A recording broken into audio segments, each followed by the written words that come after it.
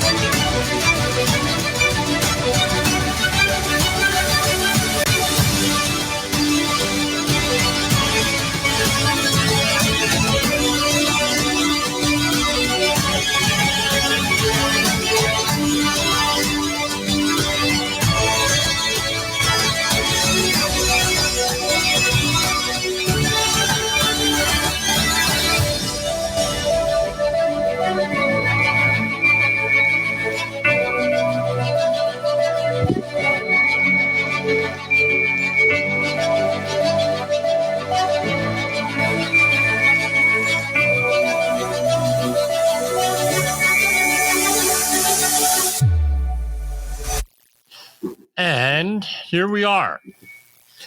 A little bit of an introduction to this whole thing with rules for radicals. A lot of people are against me talking about these things.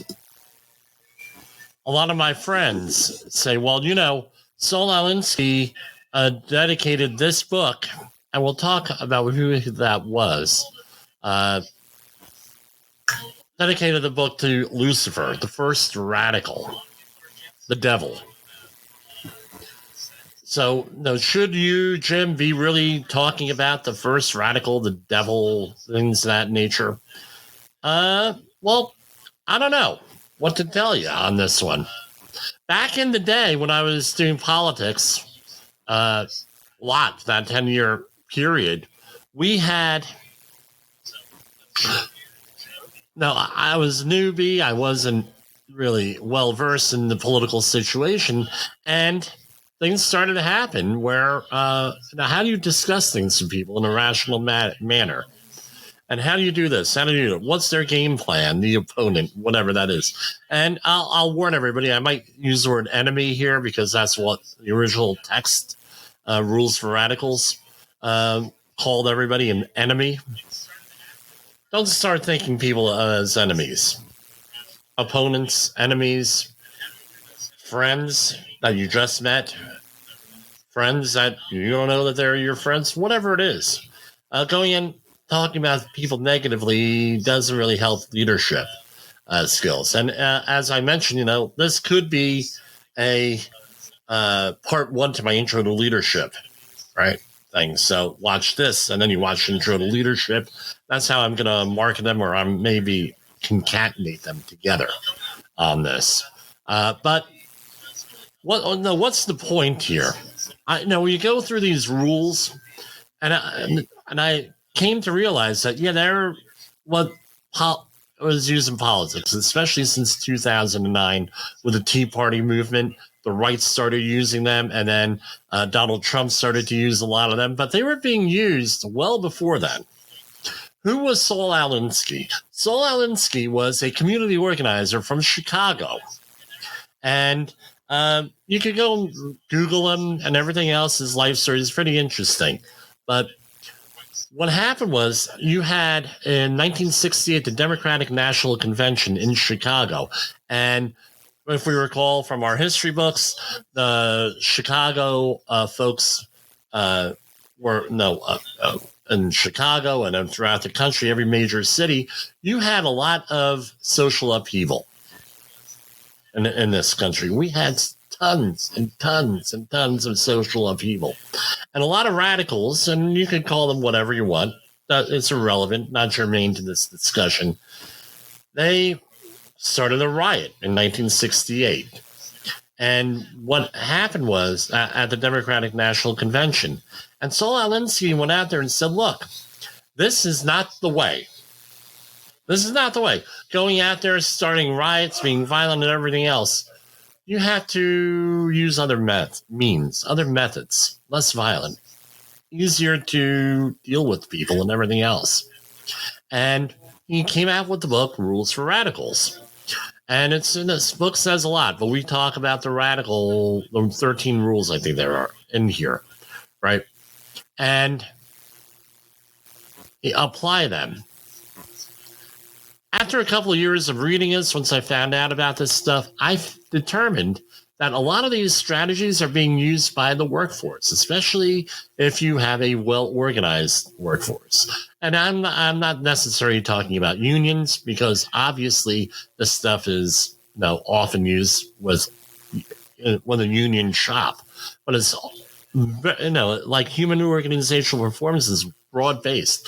If you want to cause change, right, you use these. Yeah, the answer is yeah, but again, optimism, right? Antagonizing people, if you're a safety person, is not always the best thing for you to do.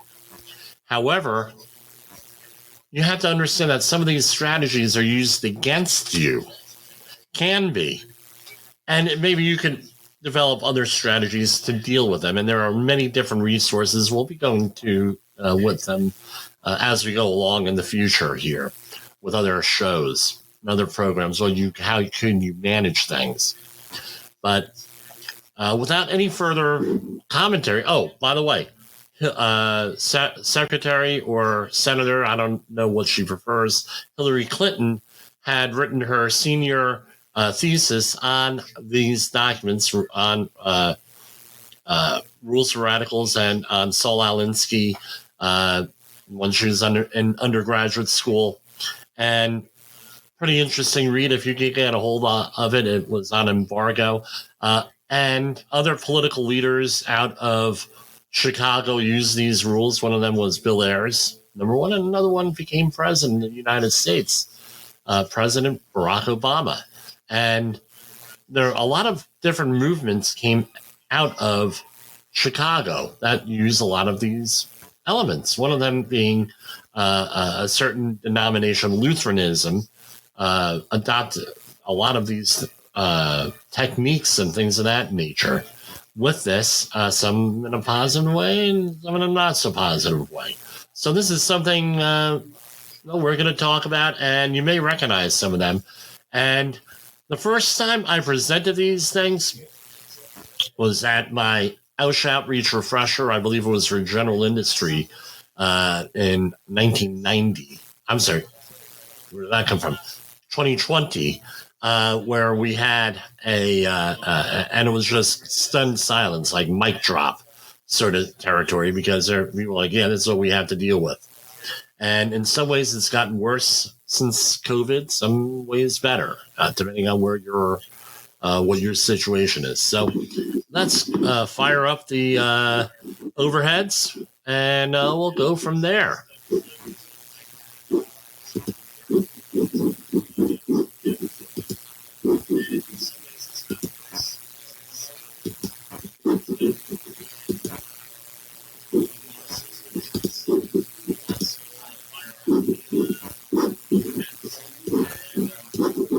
And let's do this so I can actually see myself. There we go. Safety rules for radicals. Jim Polzel.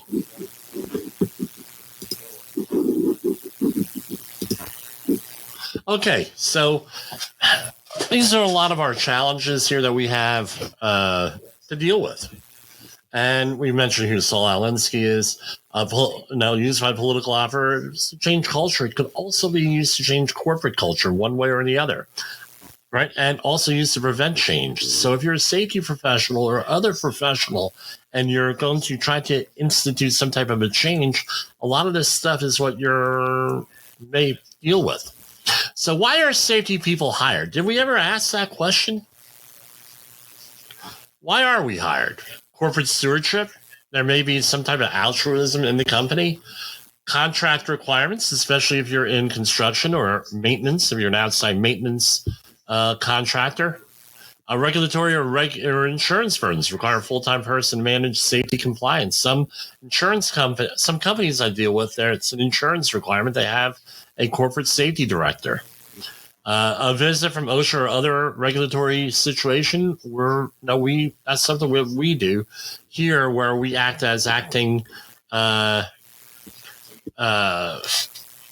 safety directors for a period of time until they get a more permanent person in there. This is my experience, because the company must. Real simple. There is some situation they must do it, and begrudgingly a lot of times. Often safety issues are this. I mean, this is, again, controversial. Human resources issues that HR will not manage. None could be better than the whole COVID compliance thing, where things are dumped onto safety people and in safety consultants, and all the antagonism from the other side was. So one of the problems with the rules for radicals, it's an us versus them mentality. But they can be used negatively and positively, all of these things. And knowing what you're up against gives you an opportunity to plan things out. Nothing is better than planning things out with any of this stuff. Rule number 1. Power is not only what you have, but what the enemy, and I use enemy or your opponent, I use the original language sometimes, the enemy thinks you have. Power is not only what you have, but what the enemy thinks you have.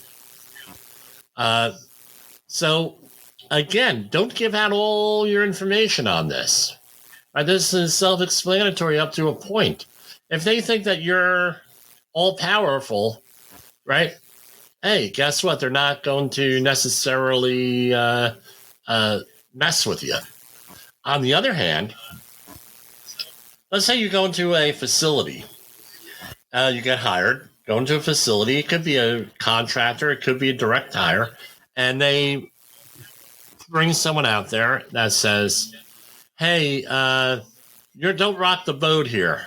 No, I am so-and-so, right? I am, you can name the person whatever you want. I have worked here a long time. I know what's going on. I am, and insert your favorite relationship or association. I am the owner's brothers, sisters, cousins, best friend, twice removed, and I know everything. And leave me alone and don't rock the boat or I'm going to make trouble for you. And what happens? You can't do your job.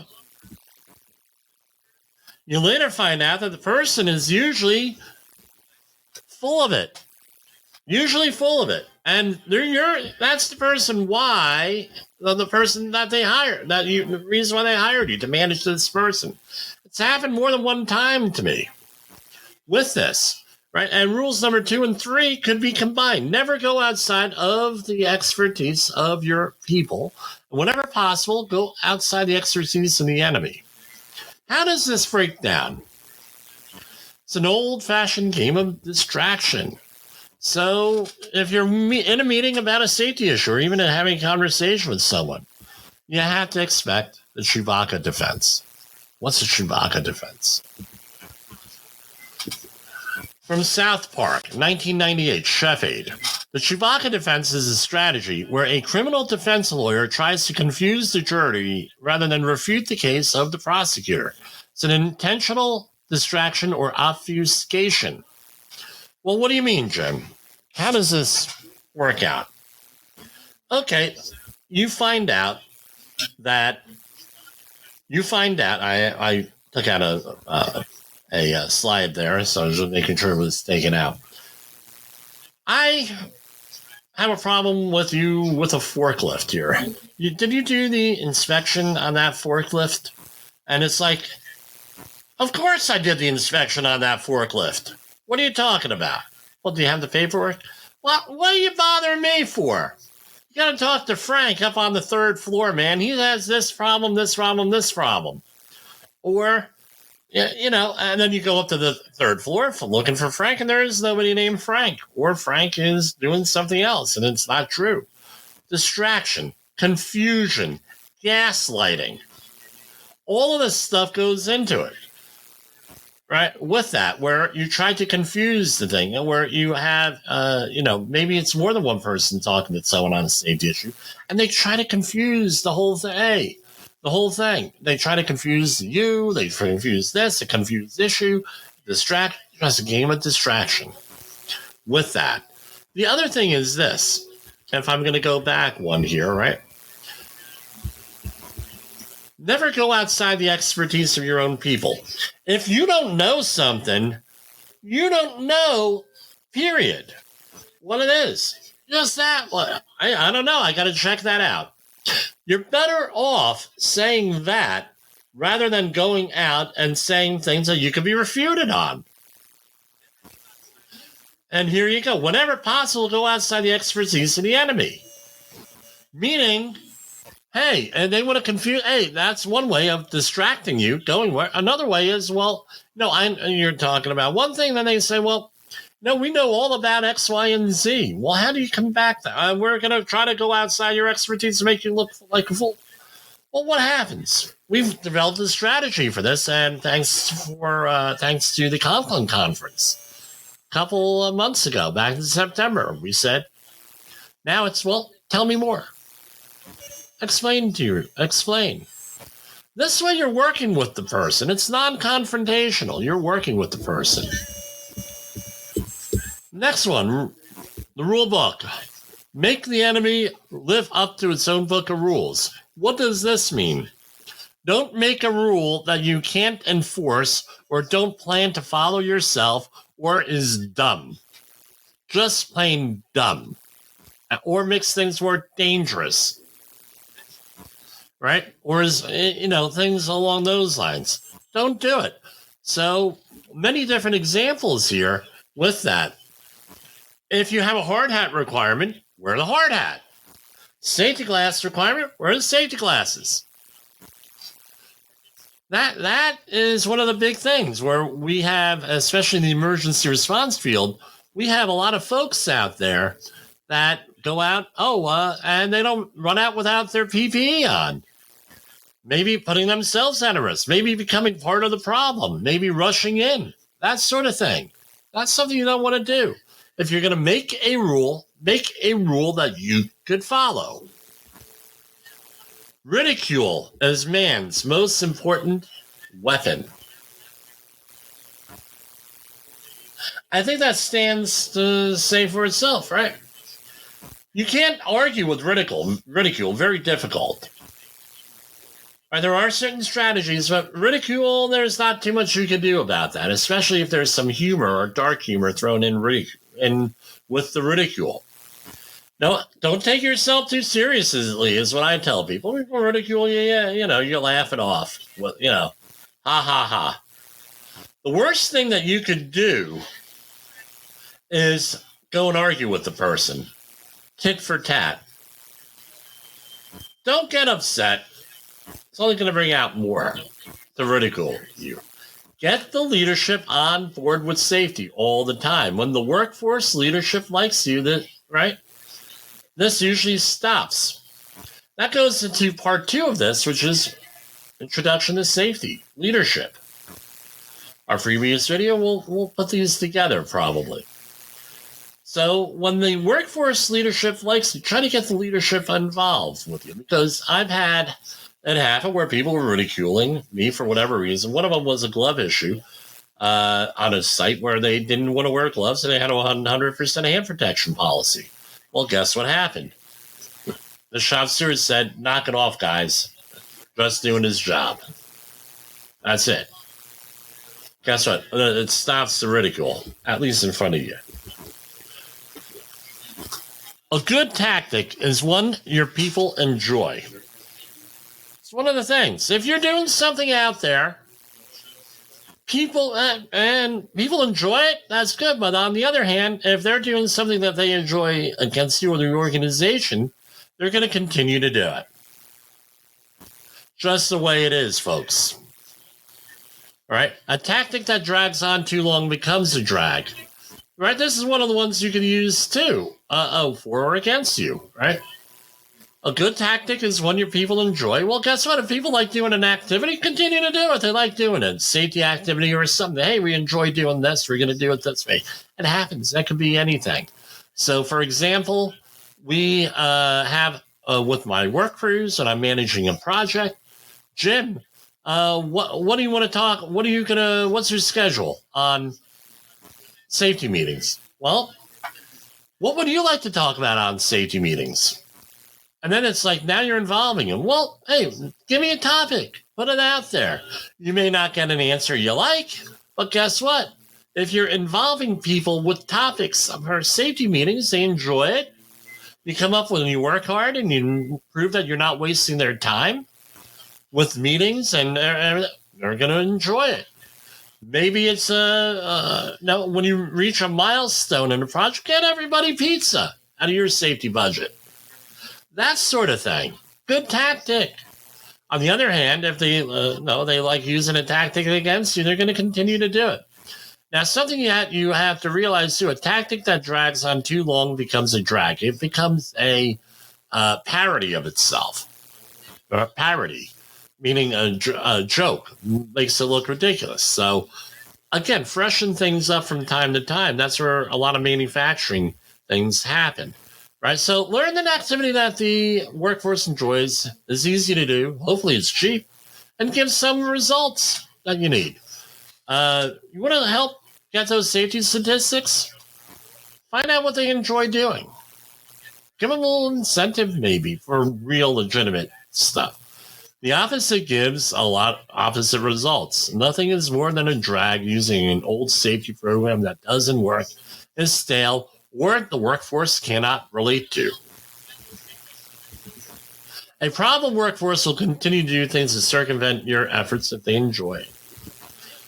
Number 8, keep the pressure on. Once they find your weak spot, people will find your weak spot. They will focus on it and undermine you. So avoid oversharing what you like or you don't like. Right? So when they find your weak spot, they will focus on it and undermine you. No. They'll find your weak spot. They'll find your weakness. They'll find what you don't like, and then they'll undermine you. Being successful and filling in the gaps in your knowledge, again, if you have a weak spot, you got to know how to fix it, whether it's personality-wise, whether it's knowledge-wise, leadership-wise, anything. And the other thing you can do, you can include them in discussions, especially if they're a subject matter expert or they think they are a subject matter expert. Look to that workforce for the solution to what they're doing. Try to get them on your side. You realize, hey, this is my weak area. Say, hey, go up to your friend Frank. Hey, Frank, hey, maybe we could go over there and you can help me out with this. All of a sudden, when you put them in a, hey, this is my weak spot, maybe now they could do that. We could get this. You try not to go for outside help like your boss and being a tattletale unless they're doing something illegal, obviously. Include them in discussions. Rule number 9. The threat, and I believe this is in the introduction here, the threat is usually more terrifying than the result. So your imagination is your worst enemy. Don't let your imagination run wild with any of this stuff that we're talking about here. Don't let your imagination run wild. Again, a lot of tragedies happen out there. And then people get into this what-if thinking. They get nervous. Well, what's the worst thing that could happen? Well, as safety people, sometimes we have to talk about what's the worst thing that could happen. A fatal flaw analysis, tabletop exercise, emergency action plan, all of that stuff we have to get involved with, right? We have to think about it. But then you have to compartmentalize that. Get it out of your mind. Don't let your imagination run wild. To get away from that what-if thinking, your imagination is your own worst enemy. You keep, oh, well, then this is going to have the... Well, guess what? I learned. It took a long time. Someone threatens you. Okay, they threaten you. Oh, this is going to happen. Okay, well, this is going to happen. Usually, again, the threat's worse than what it actually is. Sometimes you have to take the or else. Jim, you got to do this or else. Okay, well, I'll take the or else. How's that? Throw them off. The major premise for taxes is the development of operations that will maintain a constant pressure on the opposition. Comes in many forms. Keeping pressure on you. All the problem issues come to you the same day. We often attribute that to consequences. Sometimes it is. A lot of times these accidents, we know through our human and organizational performance studies that a lot of times the accidents happen at random. Things may come in trends, especially, if you've ever played craps or roulette, trends. All right. But when it starts happening regularly where all the problems come to you at the same time, you got to say, is that really... Now, was this coordinated? Is there, dare I say, none dare call it conspiracy? It happens. I've had this happen multiple times to me, especially when I had a corporate job. That's why I don't, very dysfunctional group. Contact you on days off for non-urgent issues. Has that ever happened to you? Keeping that pressure on? You're on vacation, on a beach. They contact you on days off for non-urgent issues. How about change paperwork, lose paperwork? I got a misspelling there, right? Lose paperwork, then blame you. The advent of what are called computer scanners and smartphones have pretty much eliminated most of this stuff. Again, keeping pressure on you. Hey, I need that. I need that. I need that. I need this. I need this. How many times do I get called up? I don't have that certification. I have an email. I send you a certification. We did the training. Send you the certification. Well, I don't have it. I can't find it. Well, maybe you can't find it is one thing, but don't tell me you didn't get it. And how about changing paperwork? Are they giving you old checklists? All right. And then, of course, blaming you. And we all know blame fixes nothing. What do you know? And then it puts you on the defensive. That may be your weak point, putting you on the defensive, and you get defensive. Something you got to break out of. Steal resources. Can be something as simple as a dry erase marker for a presentation to taking equipment. As I I had a good conversation with Jay Allen and Todd Conklin. Right, every time, and I got this from my wife, who's an event meeting planner. What you try to do is, if you're depending on the venue you're in, always bring your own equipment. How's that? Always bring your own dry erase markers. I always bring a dry erase marker board, my own projector, my own screen, my own sound system. I bring everything myself. It's like, Jim, why? Are you that paranoid? I wouldn't call it paranoia. What I would call it is we have things happen. How many times have I gone somewhere where it may be a 2 or 3 day seminar or a class. Day 1, everything is there. Day 2, everything is missing. Again, stuff doesn't work, deliberately or not. Again, building capacity into that system is what I'm talking about. General sabotage. Take your pick. Many, many different ways of sabotaging people. Rule number 11. If you push a negative hard and deep enough, it will break through into its counter side. So make a negative into a positive. Keep a good, cool head. Walking away is always an option. Right? So if you're going to push and push and push, eventually you may win. And you got to be prepared for that, which comes up to number 12. Price of a successful attack is a constructive alternative. This is, in my opinion, the main issue why we have all the political problems that we have. When you go out there and you have, and it could go left or right, doesn't matter. You go out there and you say, hey, these are our problems, and you start to get angry. People feel like, hey, this is finally a person that understands. If you don't have a way of fixing the problems, or at least attempting to fix the problems, you're going to run into an issue here with all this stuff. Well, Jim, what do you mean? What do you mean? What do you mean? It's real simple. You have to have a solution. Don't just criticize. How does this take form? You have, and I'll say it, union organizer. You know why we have union organizers? And they're usually correct. Bad working conditions. And they'll get everything all angry and angry and angry and angry. They'll bring in the union, and then the union they never see the union again. That happens. I'm dealing with it. I dealt with it on a project that I was involved with in the last 2 years. With a politician, it's just as bad. We're going to do this. This is what our problem is. And then what's the solution? Don't give solutions. The other thing is this. Change your thinking from no because. Can we do this? No, because blah, blah, blah. To something like yes, if. Say yes. Find a way. Find a solution. Find a whatever. Rule number 13.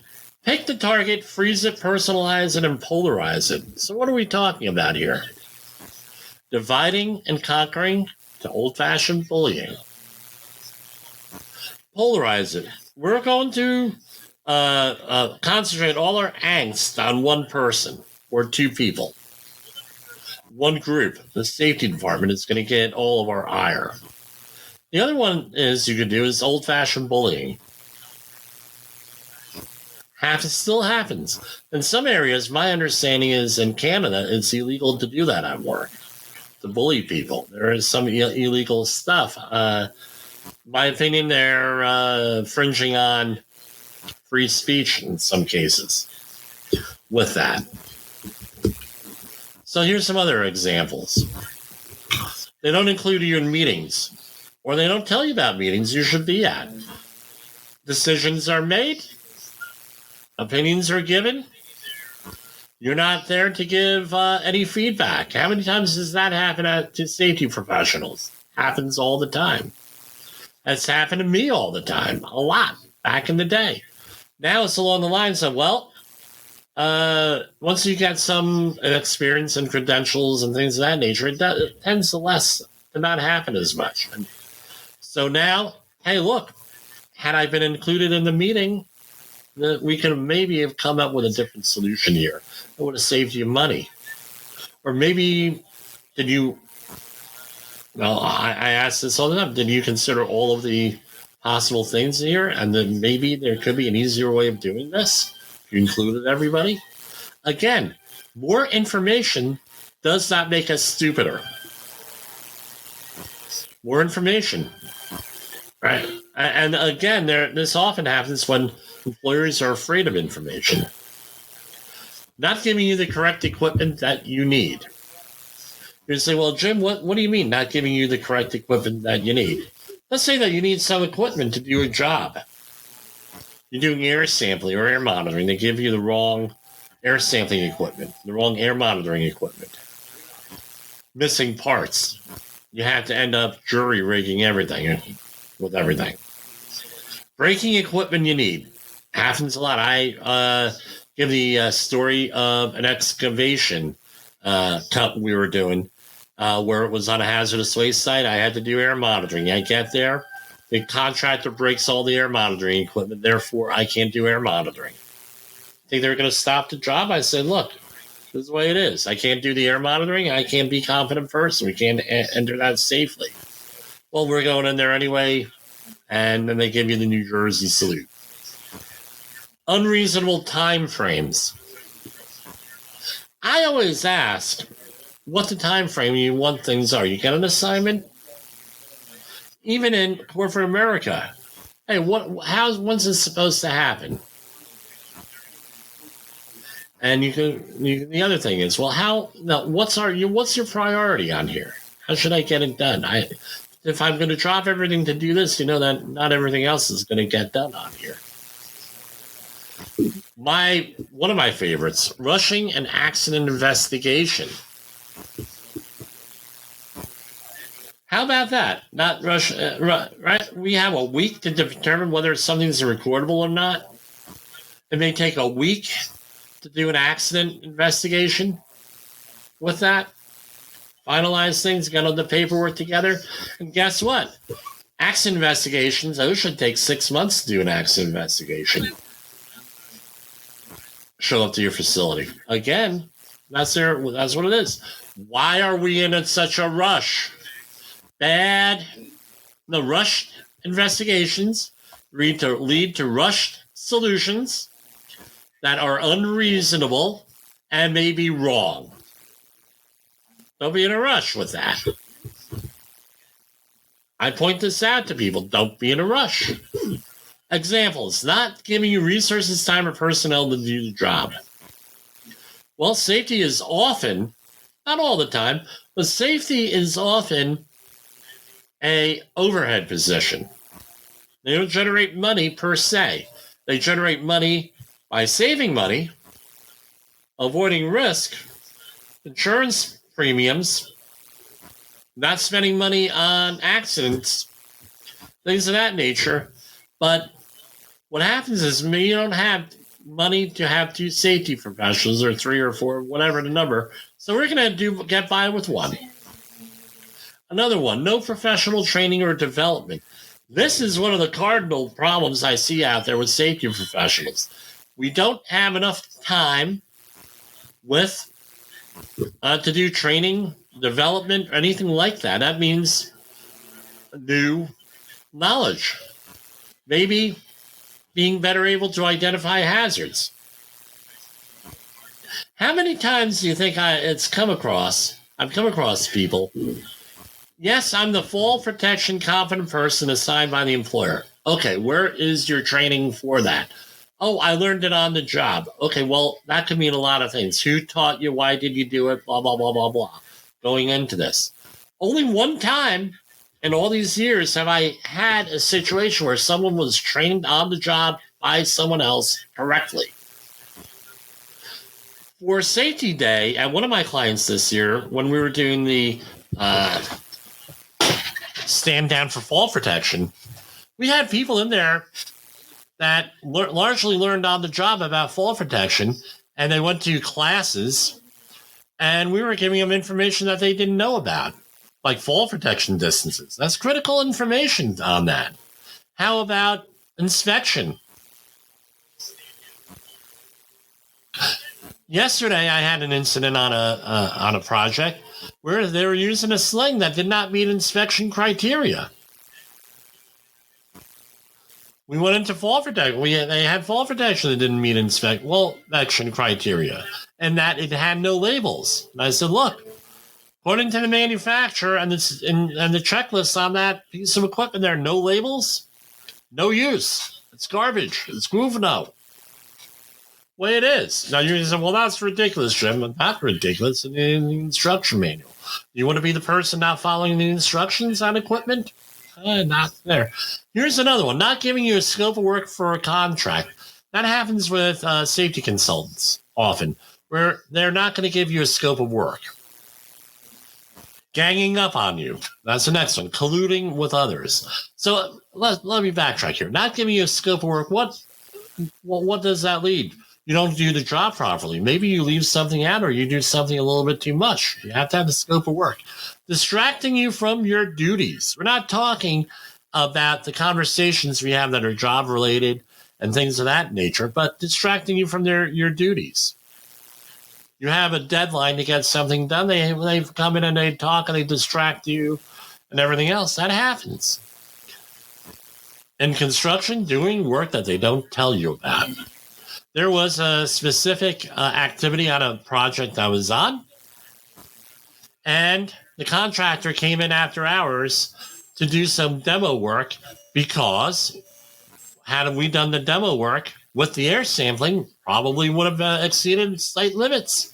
So, hey, Jimmy's in grad school that night. Guess what? We're going to go out there and do all our demo work. I come in the next morning. The job is already done. Major phase of work. Don't think it happens? It happens. What else we have? Probably the worst thing is blindsiding you. The worst thing. Surprising you with information or situations that you need to react to immediately. Drop everything that you didn't know about, that you didn't expect them to say. That was rude.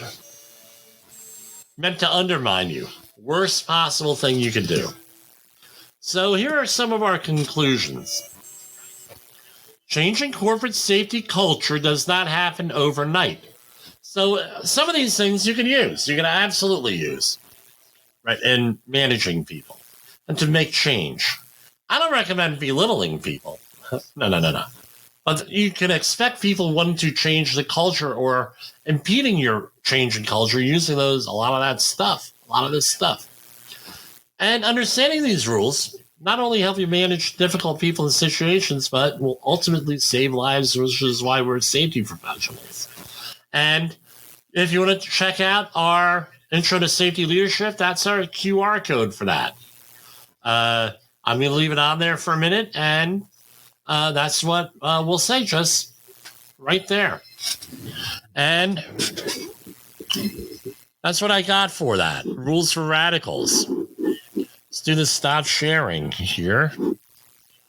And we're going to take a commercial break here, and we will be back. Safety community, communication, and planning are just a few keys to your program's success. The question many practitioners have is, where do I start? Dr. Jay Allen, the creator of the Safety FM platform and host of the Rated R Safety Show, has built a global foundation to help you along the way. Go to safetyfm.com and listen to some of the industry's best and most involved professionals, including Blaine Hoffman with the Safety Pro, Sam Goodman with the Hop Nerd, Sheldon Primus with the Safety Consultant, Jim Pozell with Safety Wars, Emily Elrod with Unapologetically Bold, and many others. As individuals, we can do great things, but as a team, we become amazing. Dial into safetyfm.com today and surround yourself with a powerful force of knowledge and support.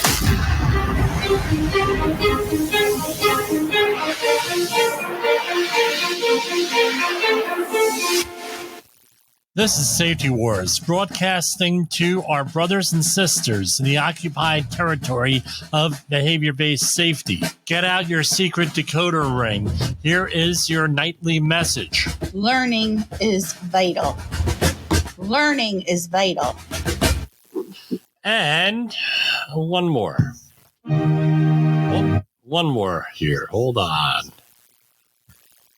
OSHA recordables, catastrophic losses, environmental disasters. You want answers? So do I. This is Jim Posel with Safety Wars. That's my daddy.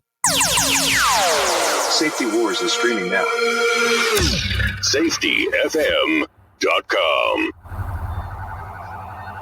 All right, so I mentioned this on Monday night, but it's worth another mention. This is from The Hill, Joe Jaquez. Fried turkey, a Thanksgiving fire hazard for officials warned, right? $15 million damage, we mentioned the other night, caused every year from these turkey frying incidents. It's mind-blowing on a certain level. So, and of course, the article locks up on me here. But anyway, one of the big hazards is with these turkey fryers, right? And you may have it, is one, turkey is not thawed out all the way. They put it in there, water hits the hot grease. What happens? Water in the water in the ice in the turkey then breaks down and disassociates into hydrogen and oxygen, two parts of the fire triangle. And what happens? Then you have a massive explosion. You have all these bubbles coming up, all the steam coming up, and it boils over. People get burned. And then, because you have an exposed flame on the bottom, the oil drips out, goes on the flame, and now you have a huge fire. It's a bad, bad, bad situation. So you want to, if you're going to be using one of these, don't do what somebody in my neighborhood did a number of years ago, where they did the turkey. It was a bad weather. They did the turkey frying in the garage of brand new construction. It was a construction crew, and they burned down their house that they just finished building. Yes. So you want to do this like out, or what do they say, 10 foot away from any. I wouldn't go 10 foot away from this. I'd go like 20 foot away. And make sure you don't go so far away as to be away from a fire extinguisher, or so far away from your own house that you put your neighborhood and your neighbor in jeopardy, because I could see that happening too. The other thing is this: don't overfill these things with oil. What some people do is they fill them up with water, right? And they drop the turkey in the water. They figure out how much oil that they need in that based on the amount of water that they had in there, and then they figure it out from there, right? On that way they don't overfill it. Just be careful with that, with all of this. I mean, it's a major issue. This is from Wall Street Journal, the opinion section from who is this? Is this it's letters to the editor is what it comes down to here. This is in Future Review. I'm going to hit follow on here. Students discuss why we don't trust science anymore. Students discuss the dwindling confidence in scientists since the start of the pandemic. So anyway, why did people not do this, right? Here we go. This is from a person. I'm going to leave the names out here. I don't know if these people want to be outed on this show. Before the pandemic, Americans saw scientists as nearly infallible brainiacs who achieved superhuman feats of innovation that pushed society forward. When members of the public thought the scientific community, they likely imagined researchers in goggles and long white coats inspecting microscopes in futuristic laboratories, armed with resources bestowed by university endowments and federal grants, empowered by lifetimes of study. This picture shattered when science became synonymous with ideological heavy-handedness. Suddenly, in March 2020, science was thrust onto the national stage. Science, they said, is why healthy children and young adults must stay locked in their homes. Science, they said, is why you must mask and double mask. Science is why a person must quarantine for 2 weeks following a COVID diagnosis, or maybe it's 10 days. This is all quote, right? Verbatim. And it's no wonder that the percentage of Americans with a great deal of confidence in scientists has dropped 16% from 2020 to 2023. The supposed science was thrust on the American public despite scientists' claims of certainty and terrible consequences if they were obeyed. Each order was followed by a contradictory order. While the public lived in desperation, scientists and bureaucrats felt no need to explain, no need to apologize. For the public to forgive them now, they must first offer a public apology, and that is from a student in University of Colorado in Boulder. Again, and it goes on and on and on. I had mentioned this on Safety Nights, and everyone said, oh, we have not lost any credibility as safety professionals. You're nuts, Jim. Blah, blah, blah, blah, blah. Guess what? Again, this undermines that on here with the loss in science in the thing. I'm going to go to commercial break right now. We had something come up on the phone, and we're going to go there now. Hold on. In a world where danger lurks in every corner, one man stands as a beacon of hope. Jim Polzel, a veteran safety expert with over 3 decades of experience, now bringing his knowledge to you with Safety Wars. Engaging, informative, and always relevant, that's Safety Wars. Join a safety revolution with Safety Wars, available on Spotify, Apple Podcasts, YouTube, and wherever you get your podcasts and videos. Sorry about that. We had a issue here. We're pre-recording this, and we had issues come up. Anyway, no, it's pretty. I don't know. People were saying, "Oh, Jim, I don't know what you're talking about." Guess what? We're undermined. And what's my response to that? Better leadership. There are ways of handling this stuff. Uncertainty. My opinion is that they had people go out there for 30 minutes one night and say, look, this is what we are, and be upright and forward with everybody. This is what we're dealing with here. It didn't have to be someone like me, but the CDC has many people like me in there. Well, but there's one Safety Wars, let's face it. But with that, the other thing is this, with the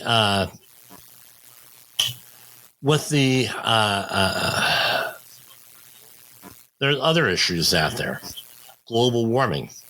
We did a whole series here on the uncertainties that they have in the global warming stuff back in February of this year on our podcast. I don't have videos there with Ward Moncton was one of them, and Lord Christopher Moncton and others on the uncertainties.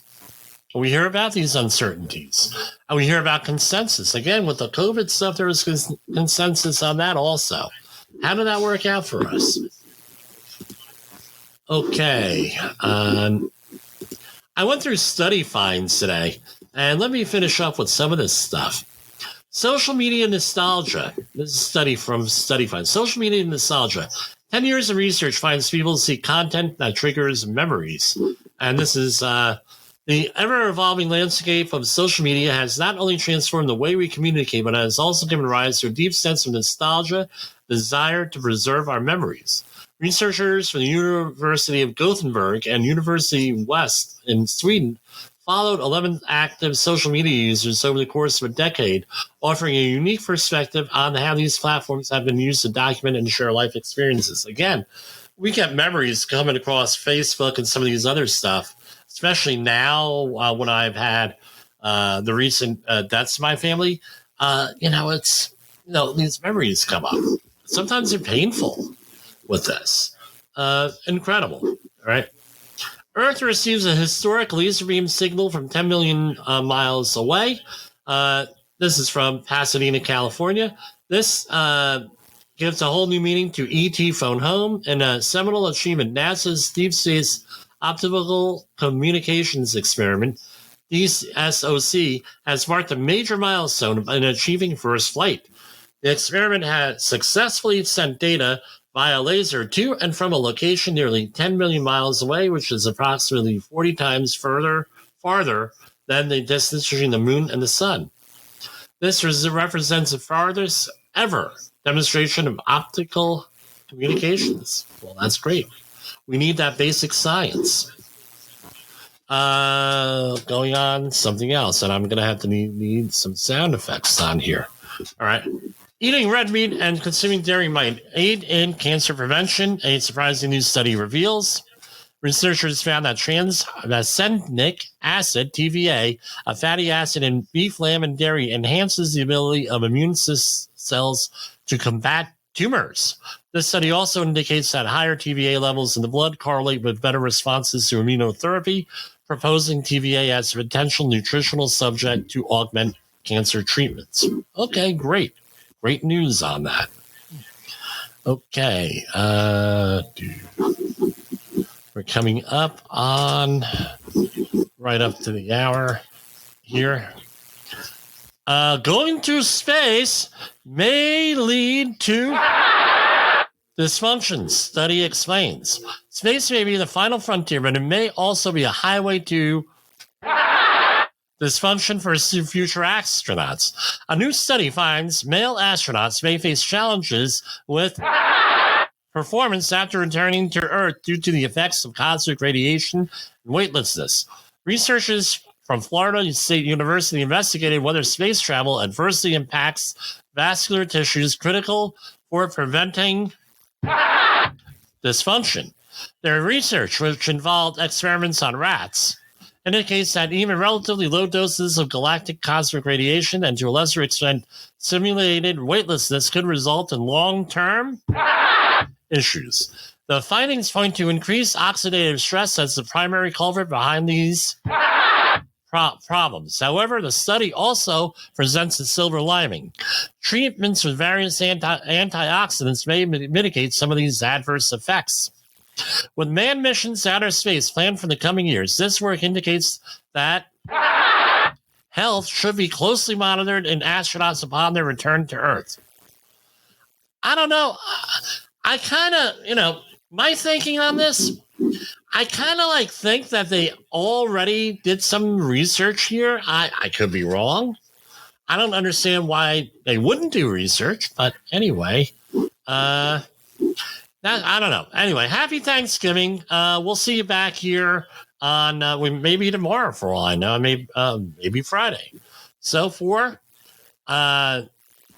Safety Wars and the Safety FM family, if I could speak on their behalf, happy Thanksgiving if you're in the United States. And I will see you back here for our next Safety Wars.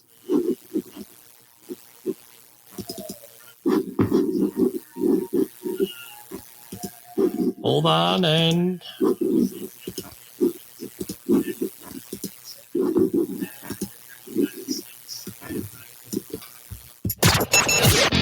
The views and opinions expressed on this podcast are those of the host and its guest and do not necessarily reflect the official policy or position of the company. Examples of analysis discussed within this podcast are only examples. They should not be utilized in the real world as the only solution available, as they are based only on very limited and dated open source information. Assumptions made within this analysis are not reflective of the position of the company.